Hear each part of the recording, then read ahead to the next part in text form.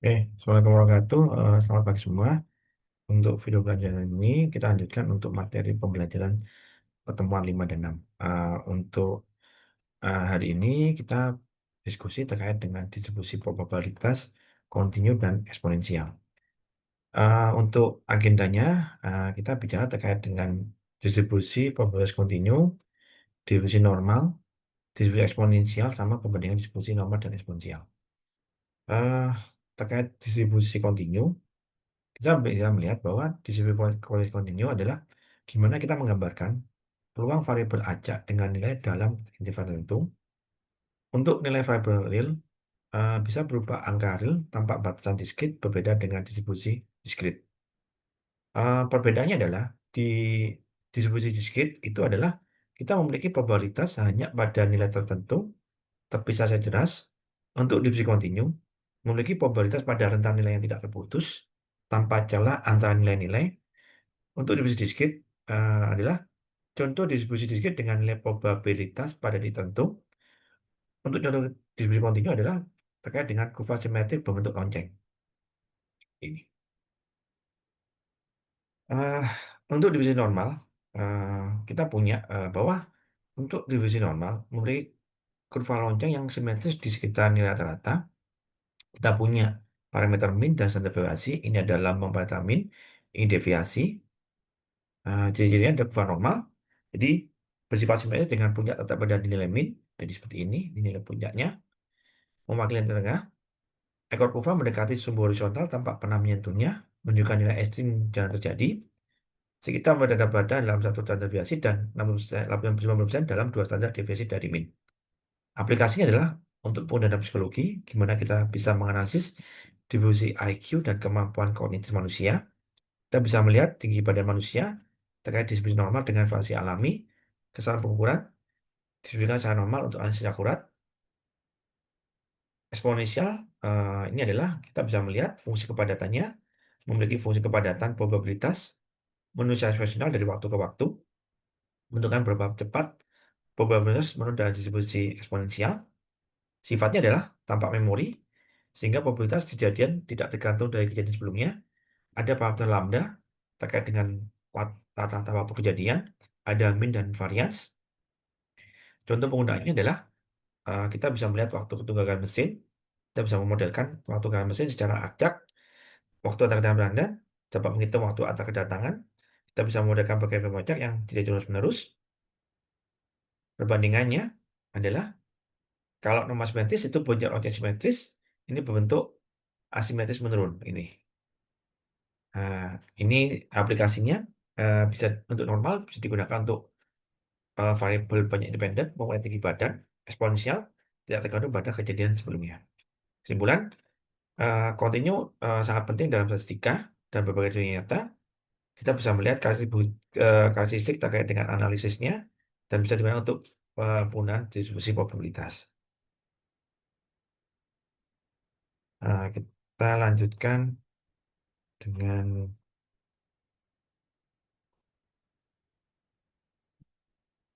ini terkait contoh soalnya. Nah, ini contoh soalnya. Ini adalah contoh dimensional. Kita punya model bentuk lonceng, kita punya rumusnya, bentuknya rata. Nah, ini adalah contoh dengan minnya segini. Untuk deviasinya ini kita masukkan. Ini batas bawah, ini batas atasnya. Kita melihat nilainya di sini. Untuk eksponensial, kita adalah menunggu waktu rentang kejadian. Kita bisa rumus kepadatannya. Dan rata-ratanya kita ambilnya seperti ini. Kita bisa masukkan hasilnya seperti ini. Oke, ini adalah kesimpulannya gimana normal adalah menyebar secara rata, eksponensial itu adalah waktu tunggu kejadian. Ini ada digunakan dalam analisa probabilitas kontinu. Oke, eh, kita lanjutkan untuk,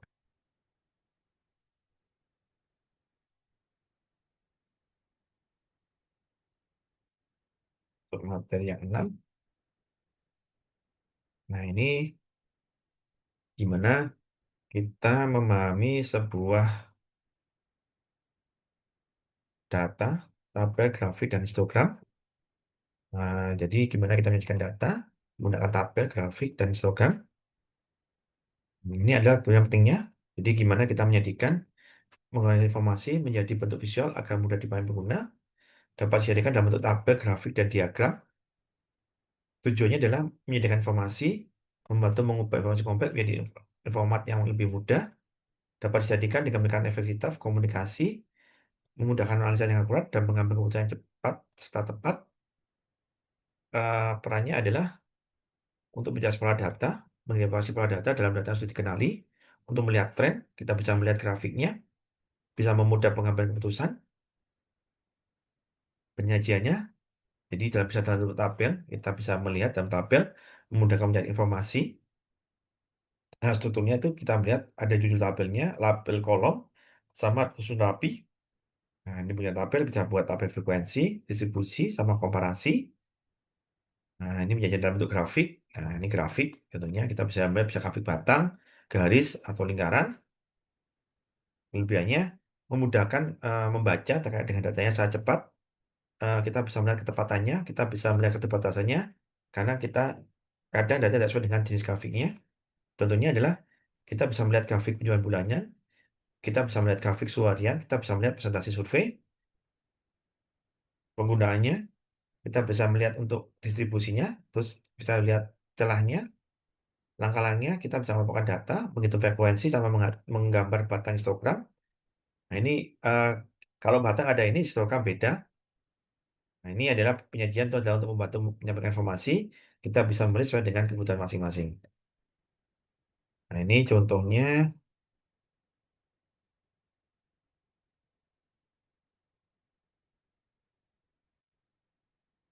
ini contoh penyampaian datanya. Nah, ini contoh penyampaian data. Ini contoh kita punya soal matematika, ini jawabannya. Kita punya dalam bentuk tabel. Nah, ini grafik, ini contoh jumlah pengunjung perpustakaan. Ini misalnya Selasa, Rabu, Kamis. Nah, kita bisa melihat batangnya. Ini kita melihat. Terus ini juga histogram. Nah, juga bisa melihat histogramnya. Nah, ini hal yang bisa kita pakai.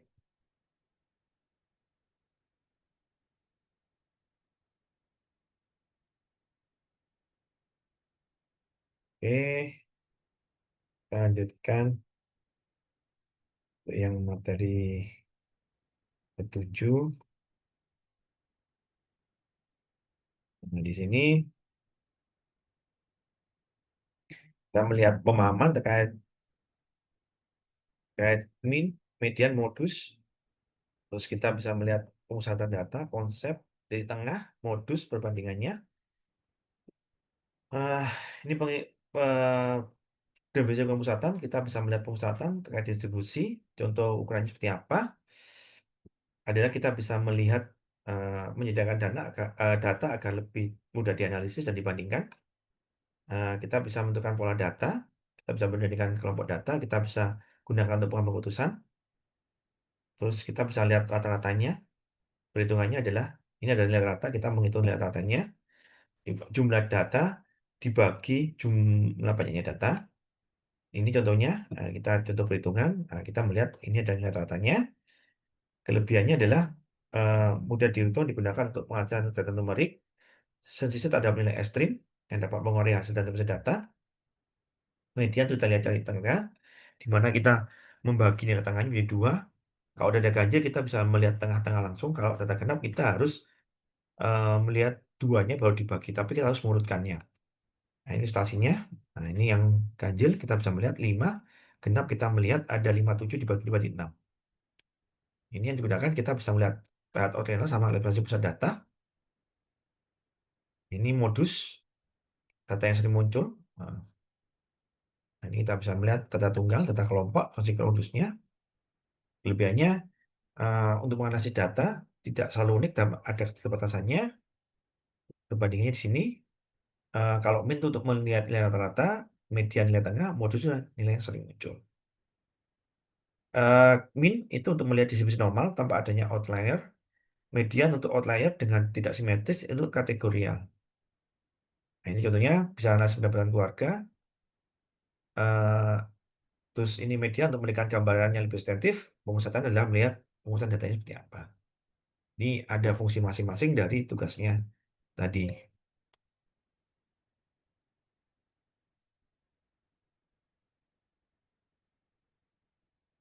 Nah, ini contoh pengambilan data. Kita bisa melihat min. Nah, ini kita bisa melihat nilai rata-ratanya. Di ini minnya. Jadi kita urutkan dulu. Kita lihat. Kalau min tidak perlu, kita bisa melihat. Kita langsung bagi. Median kita perlu urutkan. Baru klik tahuan. Nilai tengahnya. Modus karena ada 5 1 2 5 muncul 2 kali. Nah, ini visualisasi kita bisa melihat. Nah, ini pengertiannya. Itu yang mungkin bisa saya sampaikan untuk beberapa kali ini. Kurang lebih maaf, kita ketemu di video berikutnya. Kalau ada pertanyaan, silakan. Terima kasih. Saya kira wassalamualaikum warahmatullahi wabarakatuh.